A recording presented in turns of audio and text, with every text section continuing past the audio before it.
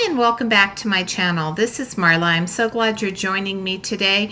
We have one die set, one stencil, and we are going to create 2 cards using some Scrappy Tail Designs products. Here is a look at the layering Pelicans. I'm going to use the Slimline rope cover plate, and finally I'll be using the wave stencil. We are going to take a look at that Pelican die. I wanted to show you the actual die set. It's quite significant. There are 2 beautiful pelicans. There is some wood posts and then the layering pieces to bring those pelicans to life. We're going to do a little bit of ink blending. I'm going to start with Catherine Pool or Sandcastle ink.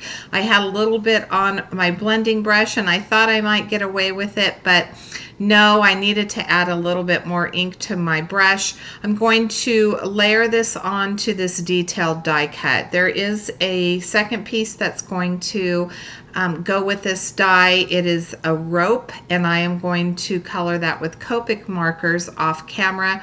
I was coloring this brown and I thought that I would just go ahead and use the ink blending, and then I got an inkling to use my Copic markers because I haven't used them in such a very long time that I decided to use Copic markers on this project as well. I added a little bit of s'mores around the outside edge, and I set that aside, and we are going to move on to our pelican. I do have the caps on the screen for most of these. For this portion of the pelican's bill, I do believe this is an R11. I wanted to lay down a layer of color because this isn't Copic friendly paper. I wasn't sure if I was going to keep my pelican white or if I was going to change up the coloring, and I did decide to go with some brown tones for my pelican, some brown and grays. So I started with an R11. My darkest color was an R14, and that's where I added all of those shadows. There is an area that is die cut on that is cut on that die cut, and that separates the bill from the top of the bill from the bottom of the bill, and I added that darker color there and then along the curve of the bottom. I blended it out with an R12 and then I finished it off with that R11. Moving on to the body, I am going to start with some neutral colors. Those I cannot see, but I do have the caps on the screen because I did use a wide variety between the 2 pelicans. So I started with, I believe, an N7, which is going to be my darkest neutral color. I used an N5 and an N3 on this pelican. For the brown, there is a brown gray in the Copic marker family, so I went with the E70, I believe 71 and 74, and I thought that it really blended nicely. It wasn't too stark of a contrast between the grays and the browns by using the E70 color family. These layering pelicans, you can just color up the pelican, and that's what I'm going to show you in this portion of the video.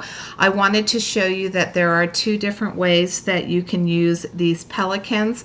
The first is to simply color the pelican as you would want it to be, as you would color any other die cut.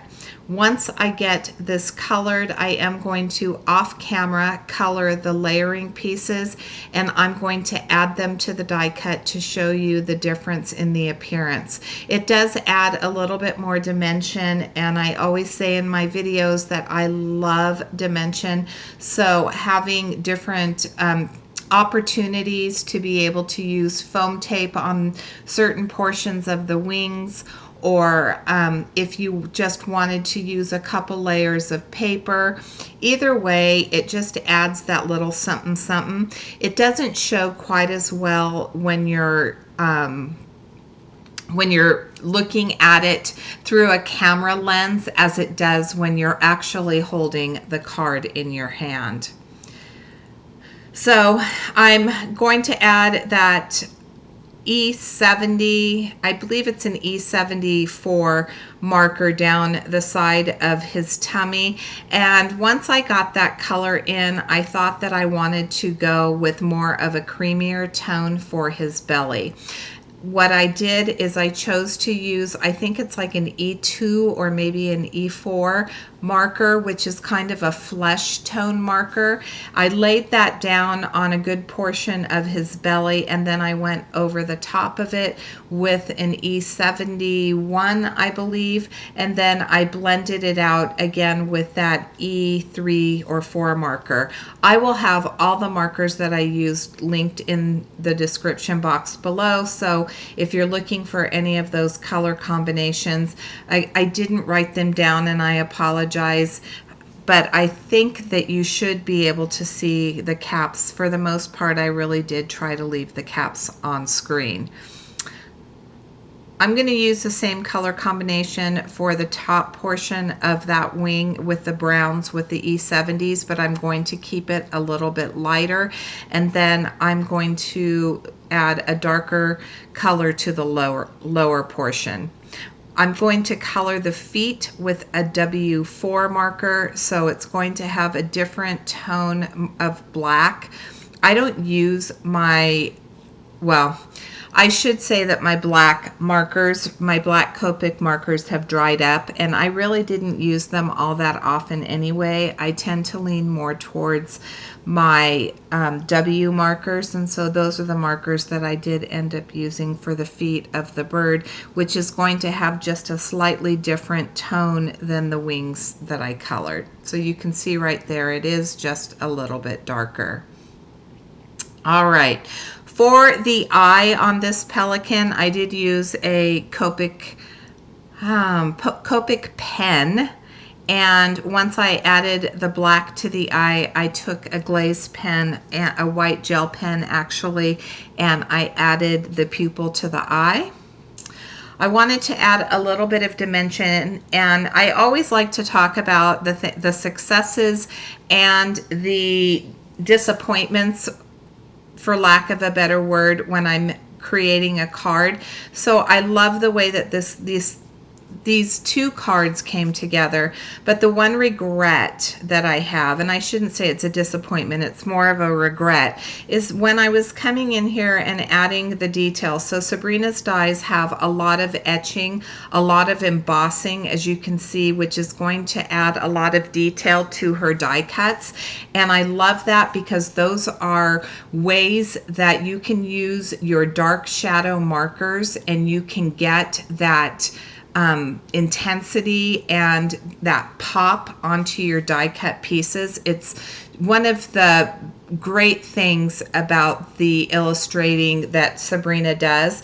But what I didn't do, and I should have done, and once I put my whole card together and I went back and looked at it after I took my photographs, I wish that I would have taken that darker brown marker that I added those lines in, and I wish that I would have separated each of those posts. So I could have really defined the 3 different posts there, and I lost that opportunity. So in hindsight, that's something that I would change. I have a 4 1/4 by 5 1/2 inch piece of accent opaque cardstock and some Catherine Pooler Sage ink. I'm using that wave stencil in my Altenew stamp wheel. This is something new to my craft room, and I'm really enjoying some of the different properties of this. The first one being that my cardstock remains in place when I put it in the stamp wheel. I did add some pixie spray to the back of my stencil before I adhered it to my piece of cardstock, but the right side of that stencil did end up sticking to the stamp wheel mat, so it has like a photopolymer mat underneath it, and it was easy stenciling. So that was one of the benefits of having the stamp wheel, is being able to really be able to put your cardstock in there and not have it move, especially when you're doing stenciling. I have that enamel dot at the very top, which tells me that that's the top of my stamp wheel, so I know which direction it needs to go in. I chose a sentiment from the Guiding Light stamp set, again from Scrappy Tails Crafts, and I heat embossed it, adding that gold embossing powder, and then of course I melted it with my heat gun. I cut the panel down to 3 3/4 by 5 inches, and I added a piece of foam tape to the back of that. When I was doing the stenciling, I failed to mention that I also used Martini. So I used Catherine Pooler's Sage and Catherine Pooler Martini inks on that partially stenciled background. I made sure when I was doing my stenciling that I didn't add the color to the entire stencil. I kind of went from the bottom right hand corner, moving up more towards the left center of the card, and just having that partial stenciling I think adds a different look. You're going to see my next card, I actually used the stencil with one color, and it's going to be it's going to be much more bold. By using it partially with the two colors, it really added just that little bit of subtlety to the background, a little bit more interest, not quite so clean and simple. I die cut all of my pieces for my Pelican, and so I'm going to start adding them. On the wing, I would recommend that you add the top piece, that one that I just added there, before you add your second wing. It kind of fits together like a puzzle piece. So I've added some foam tape to that second portion of the wing that is die cut out, and you can see that I have that beautiful dimension. So there's two ways that you can use this. You certainly can just color up the image and leave it as is, or you can add the separate die cut pieces and really bring the Pelican a lot more dimension. I'm going to add these feet, and once I add the feet, that will complete card number 1, and we are going to use the same products with the addition of the Slimline rope die, and we are going to create card number 2.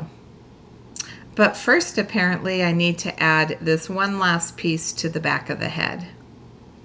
There we go. Now we're complete. All right, Pelican number 2. I am going to put this together differently. I wanted to talk a little bit about the process in which I put this Pelican together. So for the first Pelican, I colored the bottom portions exactly as I would want them colored if it were not a layering die cut, just so that you could see what it looked like and that you can certainly use it in that way.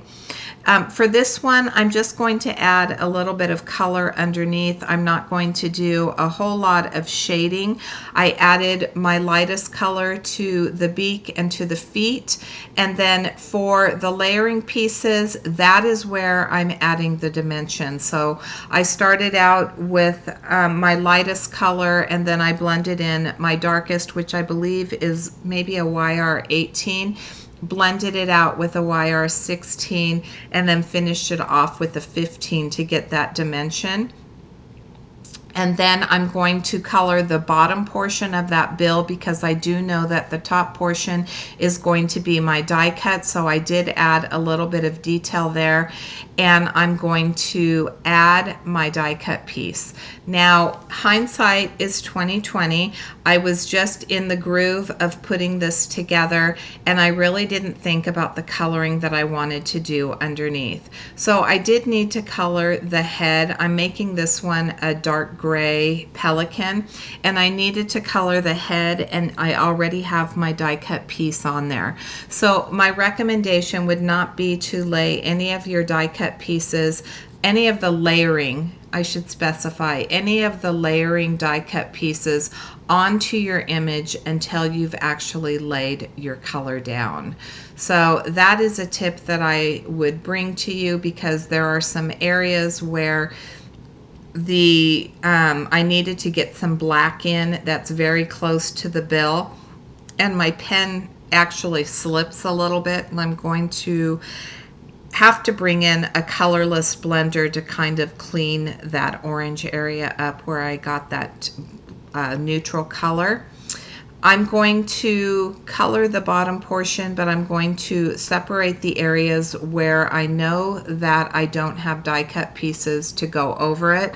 So I'm adding the detail on this bird with the wings. I'm taking my darkest shadow color, and there are naturally drawn lines that Sabrina has put in there, which tells you where the feathers the shape of the feathers would be, and so I'm using those drawn lines to add a little bit of dimension to the die cut.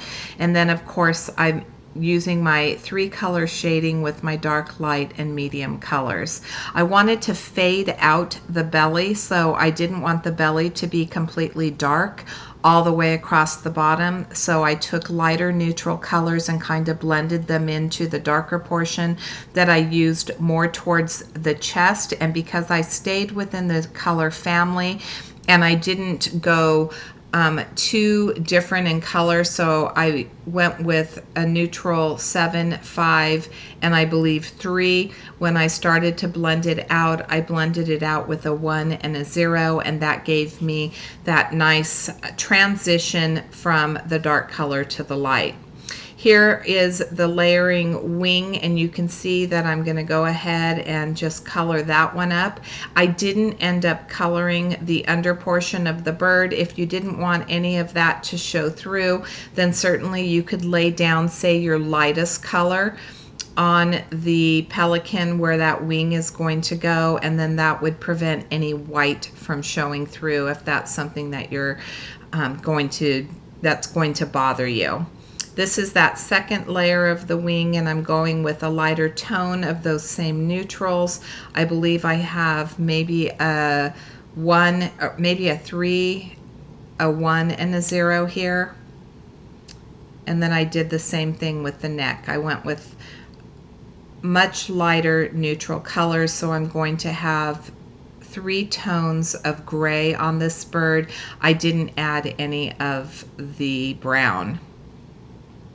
Wanted to add a little bit of dimension, so I'm taking a Copic marker and going where those lines are underneath the wings so that it has that gray shadow. Again, I'm starting with the top portion of the wing, gluing that directly down to my pelican, and then I'm going to take some foam tape and I'm going to add that dimension to the lower portion of the wing. So a different approach. Instead of coloring the whole body, this time I'm not doing that. I'm just coloring the areas that are going to be exposed, and then I'm laying the layering pieces on top. There's where I used the rope stencil, the rope die. I used it to emboss that rectangle that is going to house where my pelican is.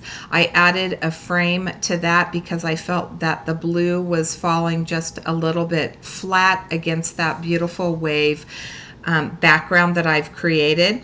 I created that background using Catherine Pooler's Dress Blue and my wave stencil.